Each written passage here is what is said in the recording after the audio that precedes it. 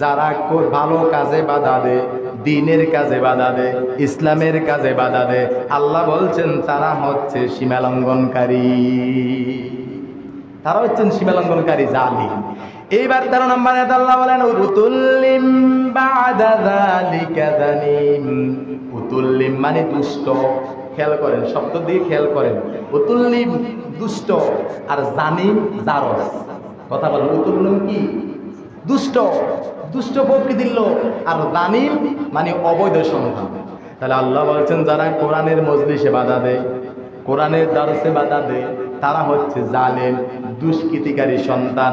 তাহলে বোঝা গেছে যারা এই কোরআনের দাওয়াতে বাধা দিবে, ইসলামের কাজে বাধা দিবে, আল্লাহ বলেছেন তারা হচ্ছে দুষ্ট প্রকৃতির জালম সন্তান। কি সন্তান? জারস সন্তান। উতুল্লিম বাদা যালিকা যানিম।